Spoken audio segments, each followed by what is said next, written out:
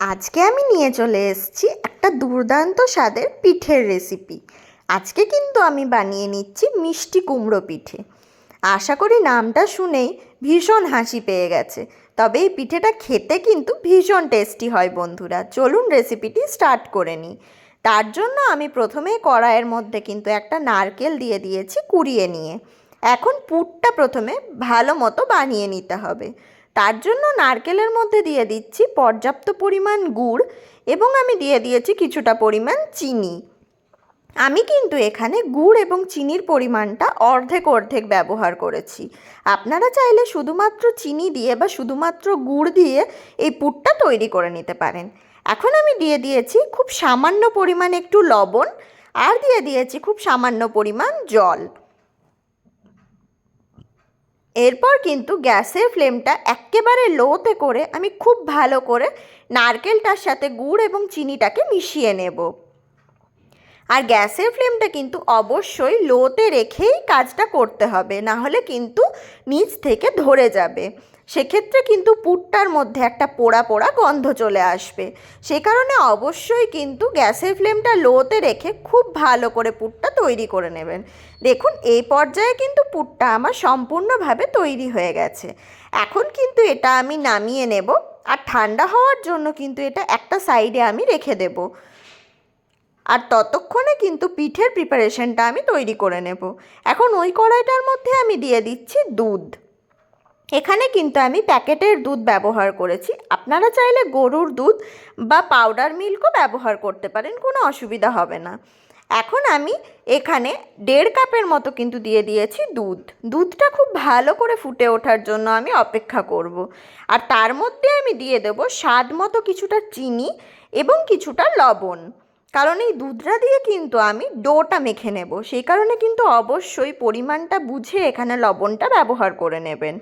আমি এখানে মোটামুটি 1 টেবিল চামচ পরিমাণ লবণ এবং 2 টেবিল চামচ পরিমাণ চিনি ব্যবহার করেছি। এরপর আমি এখানে কিন্তু দিয়ে দেবো একটুখানি ইয়েলো ফুড কালার, মোটামুটি 3 ড্রপের মতন। আপনারা চাইলে কিন্তু এখানে হলুদও ব্যবহার করতে পারেন। যেহেতু কুমড়োর কালারটা একটুখানি হলুদ হয়, সেই কারণেই কিন্তু এখানে আমি ইয়েলো ফুড কালারটা ব্যবহার করেছি। চাইলে কিন্তু ফুড কালার নাও ব্যবহার করতে পারেন, তাতেও খুব একটা কিন্তু সমস্যা হবে না। আর পিঠেটা খেতে কিন্তু ভীষণ টেস্টি হয় বন্ধুরা। এরপর এখানে আমি কিন্তু দিয়ে দেবো আতপ চালের গুঁড়ো। এখানে কিন্তু অবশ্যই আতপ চালের গুঁড়োই ব্যবহার করতে হবে। এখানে কিন্তু কোনোভাবেই সেদ্ধ চালের গুঁড়ো ব্যবহার করা যাবে না। এখন ঠিক যতটা পরিমাণ এখানে আমি দুধ দিয়েছিলাম ততটা পরিমাণই কিন্তু এখানে আমি আতপ চালের গুঁড়ো কিন্তু এখানে আমি দিয়ে দেব। এখানে আমি মোটামুটি 1.5 কাপের মতনই কিন্তু আতপ চালের গুঁড়ো দিয়ে দিয়েছি। এরপর খুব ভালো করে প্রথমে কিন্তু আমি দুধটার সাথে চালের গুঁড়োটাকে মিশিয়ে নেব। আর তারপর কিন্তু আমি 2 মিনিটের মতো একটু অপেক্ষা করে নেব, যাতে আতপ চালের গুঁড়োটা সামান্য পরিমাণ সেদ্ধ হয়ে যায়। এখানে কিন্তু গ্যাসের আঁচটা একেবারে লোতে রেখেই 2 মিনিটের মতো অপেক্ষা করে নিতে হবে, তাহলেই দেখবেন ডোটা কিন্তু সম্পূর্ণভাবে তৈরি হয়ে যাবে। দেখুন আমি এই পর্যায়ে কিন্তু খুব ভালো করে মিশিয়ে নিয়েছি আর ডোটা কিন্তু এই পর্যায়ে আমার সম্পূর্ণভাবে তৈরি হয়ে গেছে। আমি একবার হাতের সাহায্যে আমি আপনাদেরকে একবার দেখিয়ে দিচ্ছি যে ডোটা এখানে কীরকম পারফেক্টলিভাবে তৈরি হয়ে গেছে। এবারে এটা আমি ঠান্ডা হওয়ার জন্য রেখে দেব। আর ঠান্ডা হওয়ার পর কিন্তু খুব ভালো করে হাতের সাহায্যে ডোটাকে মেখে নিতে হবে। দেখুন ডোটা কিন্তু এখানে ঠান্ডা হয়ে গেছে। এবারে আমি ডোটাকে কিন্তু মাখিয়ে নিচ্ছি। এখানে কিন্তু পিঠে করার জন্য ডোটা আমার সম্পূর্ণভাবে তৈরি। এবারে এখান থেকে কিন্তু আমি ছোট্ট করে একটু লেচি কেটে নেব। ঠিক যেরকম করে আমরা লুচির জন্য লেচি কেটে থাকি সেরকমভাবে কিন্তু এখানে আমরা লেচিটা কেটে নিয়েছি। এবারে আমি হাতের সাহায্যে প্রথমে একটু টিপে টিপে খুব ভালো করে গোল বলের মতো একটা শেপ দিয়ে নেব। আর তারপর আমি দুটো হাতের মাঝখানে রেখে কিন্তু ঘুরিয়ে খুব ভালো করে প্রথমে গোল করে নেব। তারপর কিন্তু এটাকে খুব ভালো করে একটা বাটির শেপ দিয়ে নিতে হবে। তবে হ্যাঁ, এখানে অবশ্যই মনে রাখবেন চারিদিকটা যেন সমান থাকে, না হলে কিন্তু এক সাইডটা মোটা এবং এক সাইডটা পাতলা হয়ে যাবে। সেক্ষেত্রে কিন্তু পিঠেটা খাওয়ার সময় ভালো লাগবে না খেতে। সে কারণে অবশ্যই চারিদিকটা সমানভাবে কিন্তু এখানে বাটির আকারে শেপটা দিয়ে নিতে হবে। এবার মধ্যেখানে আমি একটা নারকেলের পুর দিয়ে দিলাম।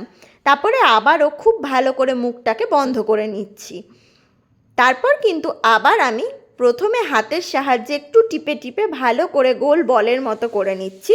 তারপর আবারও দু হাতের মধ্যেখানে রেখে খুব ভালো করে ঘুরিয়ে এটাকে কিন্তু আবার গোল বলের মতো করে একটা শেপ দিয়ে নেব। দেখুন আমি দুটো হাতের মধ্যে নিয়ে কিন্তু খুব ভালো করে একটা গোল বলের মতো শেপ দিয়ে নিচ্ছি। এক্ষেত্রে কিন্তু অবশ্যই একটু হালকা হাতে দু হাতের মধ্যে নিয়ে গোল বলের মতো শেপটা দিয়ে নেবেন, না হলে কিন্তু এটা মাঝখান থেকে ফেটে যাওয়ার সম্ভাবনা থাকবে। এবারে একটা আঙুলের সাহায্যে কিন্তু আমি যেদিকে পুরটা দিয়েছিলাম ঠিক তার অপোজিট সাইডে প্রথমে একটুখানি টিপে দেব একটা আঙুলের সাহায্যে কিন্তু। এরপর একটা চামচের সাহায্যে ঠিক কুমড়োর মতো যেমন দাগ থাকে সেরকম কুমড়োর গায়ের মতো একটু দাগ কেটে নেব। এখানে আপনারা চাইলে 6টা 7টা 8টা 9টা যতগুলো ইচ্ছে দাগ করতে পারেন। আমি এখানে মোটামুটি 7টার মতো কিন্তু দাগ করে নিচ্ছি। শীতকালে কিন্তু অবশ্যই একবার এই পিঠেটা বানিয়ে দেখবেন বন্ধুরা, আশা করি সকলের কিন্তু ভীষণ ভালো লাগবে। আর এখানে কিন্তু আমি কুমড়োর ডাঁটিটা বোঝানোর জন্য লবঙ্গ ব্যবহার করেছি। দেখুন মিষ্টি কুমড়োর পিঠে কিন্তু এখানে আমার বানানো তৈরি হয়ে গেছে। এবারে এইভাবেই আমি সব পিঠেগুলো তৈরি করে নেব। এখন এখানে গরম জল হতে দিয়েছি, কারণ পিঠেগুলো তো আমাদের ভাপতে দিতে হবে, সেই কারণে কিন্তু এখানে জলটা গরম হতে দিয়েছিলাম। জলটা এখন খুব ভালো করে ফুটে গেছে। এবারে কিন্তু আমি একটা ফুটো থালার ওপরে প্রথমে পিঠেগুলোকে খুব ভালো করে রেখে দিচ্ছি। এরপর ঢাকনা চাপা দিয়ে কিন্তু অপেক্ষা করে নিতে হবে মোটামুটি 5 মিনিটের মতো। এই পিঠেটা রান্না হতে খুব বেশিক্ষণ সময়ের প্রয়োজন কিন্তু পড়ে না। মোটামুটি 5 মিনিটের মতো রেখে দিলেই কিন্তু পিঠেটা সম্পূর্ণভাবে তৈরি হয়ে যাবে। দেখুন এই পর্যায়ে কিন্তু পিঠেটা আমার সম্পূর্ণভাবে তৈরি হয়ে গেছে, আর আগের থেকেও কিন্তু বেশি সুন্দর লাগছে পিঠেটা দেখতে। একবার কিন্তু অবশ্যই বাড়িতে বানাবেন বন্ধুরা।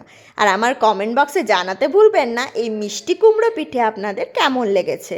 ভালো লাগলে অবশ্যই আমার চ্যানেলটিকে লাইক কমেন্ট শেয়ার করবেন। আর হ্যাঁ, সাবস্ক্রাইব করতে কিন্তু একেবারে ভুলে যাবেন না, বেল বাটনটাও কিন্তু অন করে দেবেন। ধন্যবাদ বন্ধুরা।